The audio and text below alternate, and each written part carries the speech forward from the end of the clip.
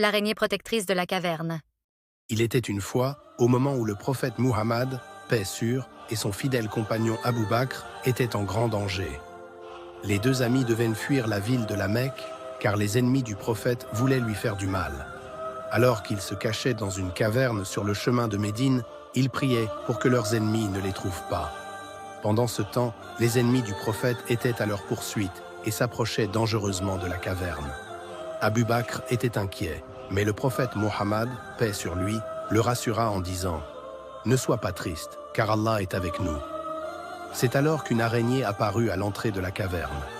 Elle se mit à tisser une toile, très fine et fragile en apparence, mais qui allait devenir une véritable barrière de protection. En un instant, elle tissa une toile qui couvrit complètement l'entrée de la caverne. Puis, deux pigeons vinrent se poser à côté de la toile et y firent leur nid, renforçant l'illusion que la caverne était inhabitée depuis longtemps. Lorsque les ennemis arrivèrent à l'entrée de la caverne, ils virent la toile d'araignée et le nid de pigeons. Ils pensèrent « Personne n'a pu entrer ici. Sinon, la toile serait déchirée et les pigeons se seraient envolés. » Convaincus que personne ne s'y trouvait, ils décidèrent de continuer leurs recherches ailleurs. Grâce à cette toile d'araignée et au nid des pigeons, le prophète Muhammad, paix sur lui, et Abu Bakr furent protégés par Allah et purent poursuivre leur route vers Médine en toute sécurité. Cette histoire nous rappelle que même les créatures les plus petites, comme une araignée, peuvent devenir un moyen de protection par la volonté d'Allah. Elle nous enseigne aussi que la foi en Allah et la confiance en sa protection peuvent nous sauver des situations les plus difficiles. En mettant notre confiance en Allah, nous pouvons surmonter les épreuves avec courage et sérénité. C'est ainsi que l'araignée devint un symbole de protection et de foi pour tous les croyants. La fourmi sage. Dans un royaume lointain et prospère, vivait un roi nommé Salomon, Sulayman, paix sur lui, reconnu pour sa sagesse et sa piété. Salomon n'était pas un souverain ordinaire. En plus de sa grande intelligence, Allah lui avait accordé un don unique. Il pouvait comprendre et parler le langage des animaux et des oiseaux. Grâce à ce don, Salomon régnait avec justice et compassion, et les créatures de la nature lui vouaient un grand respect. Un jour, alors que le roi Salomon menait son armée à travers des vastes plaines et vallées, il approcha de la vallée des fourmis.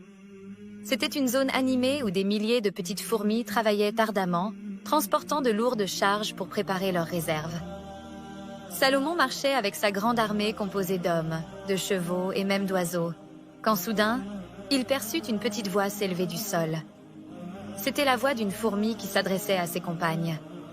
Elle criait « Ô vous, les fourmis, rentrez vite dans vos demeures, de peur que Salomon et son armée ne vous écrasent sans s'en apercevoir. » Salomon, bien qu'entouré de bruit, entendit parfaitement les paroles de la petite fourmi grâce à son don extraordinaire. Il s'arrêta net, sourit et ressentit un immense respect pour cette petite créature. Il leva les yeux au ciel et dit dans une prière pleine de gratitude « Seigneur, permets-moi de te remercier pour les bienfaits que tu m'as accordés ainsi qu'à mes parents, et aide-moi à faire le bien que tu aimes. » Salomon comprit immédiatement que la fourmi n'avait pas peur pour elle seule, mais pour tout son peuple. Elle avait pris la responsabilité d'avertir les autres, et Salomon, impressionné par son courage et son sens de la communauté, décida de donner un ordre. « Que tout le monde s'arrête. Nous allons contourner cette vallée pour éviter de nuire aux fourmis qui vivent ici. » Salomon et son armée s'écartèrent de la vallée, laissant les fourmis s'affairer tranquillement. Grâce à l'écoute et à la sagesse de Salomon, ces petites créatures furent épargnées. Les fourmis continuèrent à travailler en sécurité et le roi Salomon repartit avec un cœur empli de gratitude envers Allah pour les dons qu'il avait reçus, comprenant la responsabilité qui en découlait. La fourmi, aussi petite soit-elle, n'a pas hésité à élever la voix pour protéger ses compagnes. En prenant des mesures pour alerter son peuple, elle a montré qu'un acte de bienveillance et de responsabilité n'est pas lié à la taille ou à la force, mais au cœur et à l'esprit. Salomon, bien qu'étant un roi puissant, respecta cette petite créature et en tira une leçon sur l'importance de la bienveillance et de la protection des plus petits et des plus faibles. Cette histoire nous enseigne que, peu importe notre taille ou notre rôle, chacun a une importance et un devoir envers les autres. Même les plus petites créatures peuvent nous donner des leçons de courage et de solidarité. En protégeant les plus vulnérables, Nous honorons la création d'Allah et démontrons notre gratitude pour les dons qu'il nous a offerts. Le chien Kitmir. Il y a longtemps, dans un royaume où les gens adoraient des idoles, vivaient de jeunes garçons sages et pieux. Ces garçons avaient découvert la vérité et croyaient fermement en Dieu. Ils ne voulaient pas se soumettre aux croyances de leur peuple et restaient fidèles à leur foi, même si cela les mettait en danger. Un jour, craignant pour leur vie, ils décidèrent de quitter la ville et de se cacher dans une caverne à l'extérieur du village. Avec eux se tenait un chien courageux nommé Kitmir. Ce chien n'était pas seulement un compagnon, mais aussi un protecteur. Kitmir les aimait et sentait qu'il devait veiller sur eux.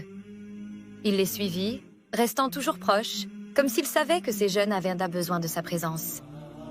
Quand ils arrivèrent dans la caverne, Kitmir se plaça à l'entrée, prêt à défendre ses amis contre tout danger. Le chien restait allongé, le museau posé sur ses pattes, les yeux grands ouverts, surveillant chaque mouvement. Il se tenait là, infatigable, jour et nuit, s'assurant que personne ne viendrait troubler leur sommeil. Alors qu'ils se reposaient, Dieu fit tomber sur eux un sommeil profond. Les jeunes et Kitmir sombrèrent dans un sommeil mystérieux qui dura des centaines d'années. Pendant ce temps, leur apparence ne changeait pas, et personne ne se doutait qu'ils étaient là, dans cette caverne secrète. Le chien restait toujours devant l'entrée, comme un gardien éternel. Les années passèrent, mais ni la faim, ni la soif, ni même le temps ne vinrent déranger le sommeil de Kitmir et des jeunes garçons. Tout autour de la caverne, les arbres et les pierres semblaient respecter ce sommeil étrange, comme s'ils savaient qu'un miracle se déroulait. Les rayons du soleil changèrent de place pour ne pas déranger le chien et ses amis, créant un jeu d'ombre qui ajoutait au mystère. Un jour, Dieu décida de les réveiller. Les jeunes garçons se réveillèrent et se regardèrent, se demandant combien de temps ils avaient endormi. Kitmir, fidèle comme toujours, était toujours là à leur côté, remuant la queue de bonheur, comme s'il comprenait l'importance de ce moment. Ils ne savaient pas que des siècles avaient repassé, mais ils réalisèrent que leur foi les avait protégés. Dieu avait pris soin d'eux et de leurs chiens et avait veillé sur eux durant tout ce temps. Dans certaines traditions, Kitmir est considéré comme un symbole de loyauté et de foi. On raconte que son nom a même été honoré et gravé sur les portes du paradis pour montrer combien sa fidélité était précieuse. Cet animal est resté auprès des jeunes, prêt à sacrifier sa vie pour eux. Kitmir nous rappelle que même un humble animal peut accomplir des actes de courage et de loyauté incroyables, et que Dieu protège ceux qui croient, qu'ils soient humains ou animaux. L'abeille et son devoir. Il était une fois une petite abeille qui vivait dans une grande ruche. Chaque jour, elle partait explorer les jardins et les champs, volant de fleur en fleur pour récolter le nectar. Elle ne se reposait jamais, car elle savait que son travail était important pour sa communauté.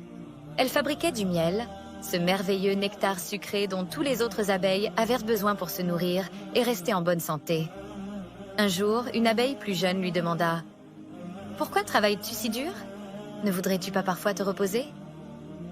L'abeille plus âgée lui répondit « Mon travail est un devoir que Dieu m'a confié. Dans le Coran, Allah a dit « Et ton Seigneur a inspiré à l'abeille. Prends des demeures dans les montagnes, les arbres et les constructions élevées, puis mangez de tous les fruits et suivez les sentiers de votre Seigneur docilement. » Surat An-Nahl, versets 68 et 69. Allah nous a donné une mission, et en l'accomplissant, je suis heureuse et en paix. Mon travail aide tout le monde, pas seulement les abeilles, mais aussi les humains. L'abeille plus jeune comprit alors l'importance de ce devoir. Elle se mit elle aussi à voler de fleur en fleur, pleine de détermination. Ensemble, elles travaillaient avec gratitude, sachant que leur tâche était un acte d'adoration et d'obéissance à Allah. Les abeilles sont des créatures incroyablement organisées et travailleuses. Elles vivent en harmonie dans leur ruche, où chaque abeille a un rôle précis. Grâce à leur travail, nous avons du miel, qui a des propriétés guérissantes et est même mentionné dans le Coran pour ses bienfaits. Les enfants, lorsque vous mangez du miel, rappelez-vous qu'il a été fabriqué par de petites abeilles dévouées, suivant le chemin que Dieu leur a tracé. Comme l'abeille, nous devons nous aussi travailler avec diligence et gratitude dans tout ce que nous faisons, en suivant les enseignements d'Allah. L'éléphant Mahmoud. Il y a longtemps, il y avait un puissant roi nommé Abraha. Il vivait au Yémen et avait entendu parler d'un lieu sacré, la Kaaba, situé à la Mecque. Les gens de tout le monde venaient visiter la Kaaba pour prier et se rapprocher de Dieu. Abraha était jaloux de cet endroit et voulait que tous les gens viennent plutôt dans son propre temple. Il décida alors de détruire la Kaaba pour montrer sa force et détourner l'attention vers son temple. Abraha rassembla une énorme armée et se mit en route vers la Mecque. Il avait avec lui des milliers de soldats et un éléphant gigantesque nommé Mahmoud. Ce n'était pas un éléphant ordinaire. Il était immense, puissant, et son travail était de mener l'armée et de piétiner tout sur son passage. Abraha était sûr que Mahmoud détruirait la Kaaba. Quand l'armée arriva près de la Mecque, quelque chose d'extraordinaire se produisit. Le roi Abraha ordonna à l'éléphant de marcher vers la Kaaba, mais Mahmoud refusa d'avancer. Les soldats essayèrent de le tirer, le pousser et le frapper. Mais l'éléphant resta immobile. Il semblait comprendre qu'il ne devait pas faire de mal à ce lieu sacré. Abraha et ses soldats essayèrent de diriger l'éléphant dans toutes les autres directions, et Mahmoud avançait sans problème. Mais dès qu'il était face à la Kaaba, il s'arrêtait et refusait d'avancer. Malgré tous les efforts, Mahmoud ne bougea pas d'un pas vers la Kaaba. C'est alors qu'un signe divin apparut. Dieu envoya des nuées d'oiseaux appelés ababil, chacun portant de petites pierres dans leurs becs et griffes. Les oiseaux volaient au-dessus de l'armée d'Abraha et lâchèrent les pierres. À première vue, les pierres semblaient petites, mais elles avaient une force incroyable. Lorsqu'elles touchaient les soldats, elles causaient de grandes blessures, et les soldats s'écroulaient un par un. Abraha regardait son armée se faire décimer par ces oiseaux et ces petites pierres. Ni lui, ni ses soldats ne pouvaient se protéger. L'armée fut rapidement anéantie, et Abraha lui-même fut touché. Il finit par battre en retraite, affaibli et humilié, comprenant qu'il ne pouvait pas s'opposer à la volonté de Dieu. L'éléphant Mahmoud est devenu célèbre non pas pour sa force, mais pour son respect et sa compréhension. Il a montré que même les créatures les plus puissantes peuvent reconnaître et respecter les choses sacrées. Cette histoire, racontée dans la sourate Al-Fil du Coran, nous apprend que même les plus puissants peuvent échouer face à la volonté de Dieu. Elle montre aussi que Dieu peut protéger ses lieux sacrés et ses serviteurs d'une manière miraculeuse et inattendue. On peut toujours avoir confiance en la protection divine, car même un éléphant courageux ou des oiseaux peuvent être des outils de sa puissance.